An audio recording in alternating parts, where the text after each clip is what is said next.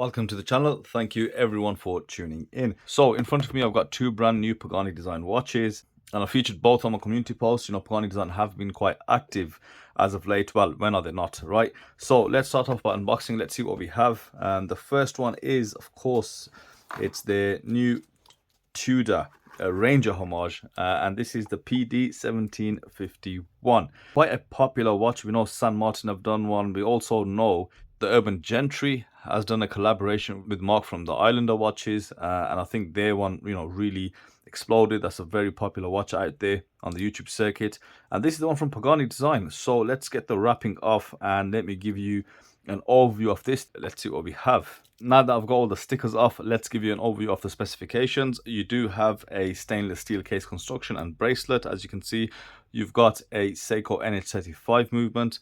The watch has 200 meters of water resistance, and let me emphasize claimed water resistance of 200 meters. You've got screw down crown, screw down case back, and you've got this box style bubble sapphire crystal, which instantly I don't like on this model, but I will elaborate on that. The dimensions, you do actually have a 36mm case. It's not where the bezel is 36 and the case is 37. It's actually 36.3 to be specific.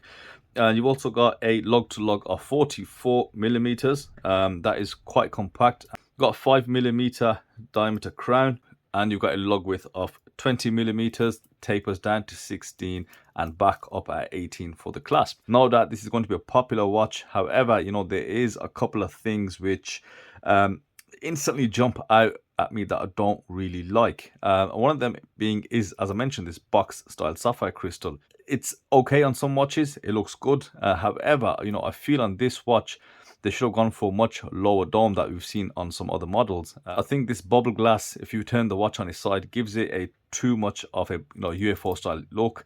I think it adds unnecessary thickness. Coming in at 13.5mm. It could be quite a bit thinner. If they did get rid of this crystal. I just don't think it looks good due to the slope of the bezel don't really match up quite well, and for me visually it doesn't look quite right. Let's talk about the good points. I think what they've got here on the dial, I like that depth of black they've got on there. It's not that grayed out dial. I don't really like that. You can see this jet black dial. It's not enamel, but it is slightly glossy. It's a great color, and it really helps show the hour markers off against it. Great contrast. One of the things noticeable is between the applied lume hour markers and the hands, there is a slight mismatch, and it's the same criticism that was on the San Martin version. The handset is fully polished. There's no chamfers on there. It's fairly nicely done. You can see a couple of edges which aren't as crisp as they should be, mainly on that hour hand. But the numerals are applied well. It's very nice, clean aesthetic on the dial. No date. But it's not the Seiko NH38, it's the NH35, and they've clearly done that for some cost saving. But again, we don't want that ghost position. Considering they've used the NH38 in the Doxa Homage, I think we gladly would have paid it if it meant a proper no date movement. Okay, so now let's see how good the lume is. Don't hold your breath. This being a Pagani Design, let's see. That's the best way we can find out. So definitely no prizes on the lume. I mean, on the dial, it's semi-okay. It's not the best. It's barely acceptable. But on the hands, that's not acceptable at all. You can tell just by looking at the hands, you've got a very thin layer of lume applied. And there's no need for that. It really does spoil the watch. It does kind of leave you slightly deflated. As I said, on the dial, it is considerably better. But still, as you can see through the camera, it still is a bit pointless. Moving away from the dial visual and that poor lume, let's look at the case. You do have quite a nice slim bezel. I like the slope and I like the dimensions of that bezel. In terms of the case, finely brushed lugs, matches the bracelet, which is also brushed. Usually with these cases, they are fully polished. You've got the polished sides to the watch, which is pretty usual, what we see on all these kind of cases. The crown dimensions, 5 point something mil. I think it's good because it allows you to grip the crown. It's a slightly different crown shape that we've seen, from the previous models with this particular case. But I do like it. It works quite good. You can just feel that ghost position there as you just pull it out once. You've actually got the date disc present as well, which kind of makes it worse because you can hear it clicking away.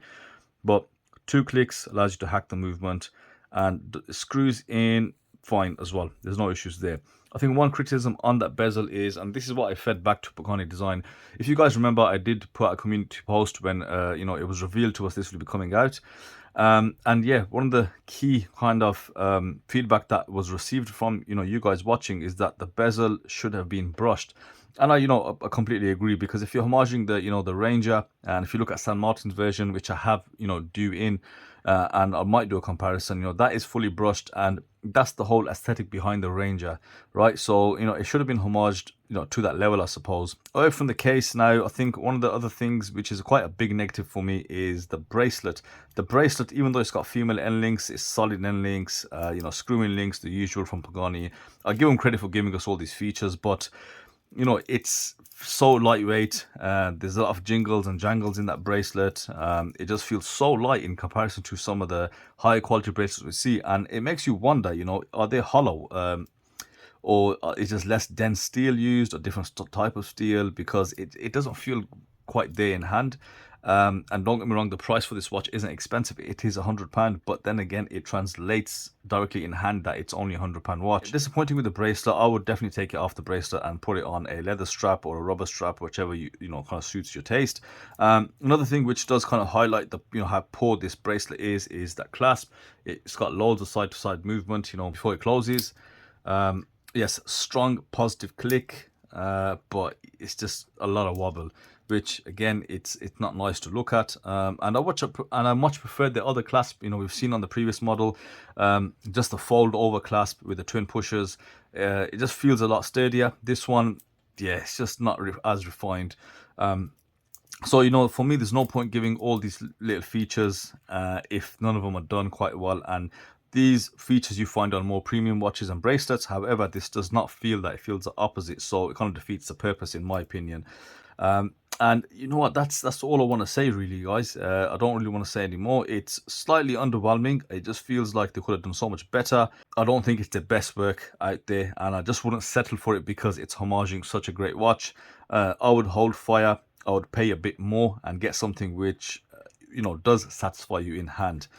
Yes, it may be a cheap watch, but they do so much more models which are within the same price bracket, just built so much better. So this is a massive no from me. So let's put that away. Let's open up the secondary one. And I'm only doing this because, like I said, I've got too many watches to review. So let's start getting some reviews out there. So this is, of course, Pagani Design's new GMT addition to the PD 1662. They had already got a GMT version, but it had the DG 2824, I can't really remember, but there was a Chinese GMT equivalent. Now, since Seiko came out with this, they did send out a bulletin or a update that they will be updating this with the Seiko NH34. Again, I did post that on my community tab. So this is finally in hand, and I went for a weird option. So I saw they had a left-hand drive, and I thought I'll try out the left hand, but I didn't give it much attention because if you notice with my left hand, I do have a partial amputation. So that being said, yeah, I'm not really going to be able to operate this, so I'll have to operate it upside down. Well done, watcher. You didn't really think this one through, but it's still kind of different. I have seen the previous one many times, so it's time we looked at something a bit different. So with this watch, right, we don't want to go into too much details. I think the dimensions and specifications are all exactly the same from the previous models, so I'll put them up on screen for you guys rather than call them out. And the only change is the Seiko NH34. So I'll be doing a couple of things. The first thing I want to check is the lume. I want to check the bezel rotation. I want to make a couple of observations just on the case, the bracelet quality, and then we will check the movement, running on the time grapher. And yeah, that's it. I think we'll summarize then. So let's get this plastic off and let's get into the full review of this. Okay, so with regards to this, particular Pagani Design model, they haven't done anything different really. They've just put the Seiko NH34 in there. And I think that's why I don't really need to go into too much detail. I just want to check some of the functionality. So the dial is a gloss back dial. First thing I want to check out is the lume. Let's see if they have improved on the lume. I highly doubt it, but it's worth a check. So with regards to the lume, there has been more or less zero changes to the lume on the dial and the hands. But look at the ceramic bezel insert. That is superb. Very bright, totally overpowering everything else. But in comparison, the dial hands, they're still not there. And this just looked like a lazy sort of put together watch where it's just a movement that's been upgraded and none of the actual features on the dial or around the watch. So I'm not really impressed with that. But the bezel is great, and if you want to see just the bezel at night time, that's what you're going to get out of it, to be honest. So no surprises there, but a massive disappointment because I would have expected them to, by now especially, if you're going to put a Seiko NH34 in there, you're going to put the price up, you know, make things better now. And I think the only way to kind of help them is probably not to buy these kind of cheap upgrades on the watches where they haven't really improved nothing else. Yeah, so I think that's how I feel about it. Let's check the bezel rotation out. I hope that's better. So usually they had, I think, the 60 or 90 click bezel, which was quite poor, a lot of wobble. And with this one, okay, I'm feeling, you know, there's no wobble in there, there's no movement, there's no bounce in there, so the bezel already feels a lot better. Much nicer rotation. It is 120 click, so yeah, that's a bit better. No problems there. Does it line up? It does seem to line up. So, you know, I'm happy with the bezel. That's something which they need to take forward and kind of keep consistent on that feature. And in terms of just any other observations that I see, is one thing I don't like is the crown. I believe they have changed the crown. The crown guards are quite short and stubby, but this crown does not seem to match the case really well. It does seem to stand out like a sore thumb, no pun intended. And yeah, it's not a good fit for me at all. It does look quite horrible when you do notice it against the case, and I'm not a fan of it at all. This is something which should be changed. It does look quite ugly, in all honesty, but it's got a good diameter, gives you good grip and functionality. So aside from the crown, I just want to check the end link fit and finish. Now, they are kind of female end links, but not fully. But the end links do have a slight bit of play in there. There's a bit of wobble, which is not ideal. The bracelet itself, you know, it is a 5-link bracelet. We're very familiar with the style, and it does have quite a comfortable wear. It does have quite a lot of flexibility, but that's, you know, down to the design rather than anything else. And you do have very small, you do have very small screw-in links. So fair play to Pagani for doing that. I'm not sure the quality of the screws. I wouldn't really put too much money on there. I wouldn't think they're that high quality. And the clasp, polished center, and just quite a fair bit of movement, the same as the, you know, the Tudor, where it just moves quite a bit side to side. So it's not something which, you know, I really like. And again, same thing I'll say which I said about the Tudor Homage, is that they should have gone for the flip, you know, the fold over clasp that they use. That is much better. The case back, on the other hand, is quite nice to look at. You can see the NH34 clearly, and you've got a polished lip around the side, and it looks quite decent. It looks quite OEM or micro brandish. It's quite nice to look at. It doesn't have any crazy messages or any crazy pictures on this, so it's probably the nicest thing about the watch, and I suppose that says a lot. So in terms of any other observations, you know, now I think 2 years into doing watch reviews, it's been such a long time since I've looked at a Pagani you know, sub Homage, and with all the watches that I've looked at from all the different brands, this does look probably the cheapest out the lot. And yeah, I'm not really happy with the build quality. I'm not really happy with the things I'm seeing here. The crown doesn't match the watch. You know, the loom is just ridiculous. It's not something which, you know, you should be having on any dive watch at all. You know, I'm not gonna give them the slightest of, you know, sympathies on that at all. The brushing could be better as well. The, you know, link, the end links fitting could be better. And the watch is priced at £147, £150. Yes, cheaper in the sales, but, you know, for £150, guys, there's a lot of other options out there. You know, Seaston do one, I think they're a bit cheaper than that, and, you know, there's a lot much better options for you to explore. And as I said, with the same observations as the Tudor, you know, add a bit more cash and get something which, you know, will be so much better. And I think one last thing I do want to check on this is the movement, but that's just for the movement's sake. The NH34 is very new to me. I've only seen 2 watches, and I want to see as much as I can to get a better understanding, you know, of how they read out of the factory. So this is your typical Seiko NH34 movement or NH35. They run similarly. You've got 0.8 beat error, which, you know, is a bit on the higher end. You want it below 0.5 ideally, or around 0.2. That's even better. Amplitude is fine. Now let's just turn the watch on its side and let's show you guys an example of how that will fluctuate. So that is now reading a little better. You know, it's gone to +9 seconds a day, and the beat error has increased to 0.9. Slight drop in amplitude, but this is what you find through different positions. And, you know, this is a typical, you know, Seiko movement. I think it's worth regulating this just to get more accurate reading. But now it's dropped down to +5 seconds with a 1.0 beat error. And that's the thing with Seiko movements, they do vary amongst different positions. And so far, my observations on the third watch that I've seen with the Seiko NH34, I've seen quite a fair bit of consistency, and they're not as tightly regulated as I've seen the Seiko NH35 or NH36 watches. So that's my observations so far. So coming back to this 1662, I know I've not been quite, nice to this watch, but it's just my honest opinion. I think you can do so much better. It's probably worth mentioning they have a different color option. They've got a kind of a world timer dial with a world time bezel. That might be worth considering.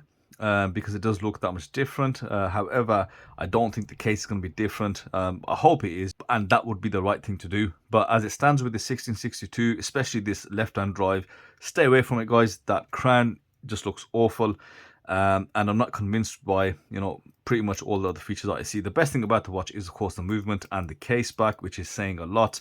And this is where I'll bring in this Pagani Design Tudor. I wanted to like this Tudor a lot more.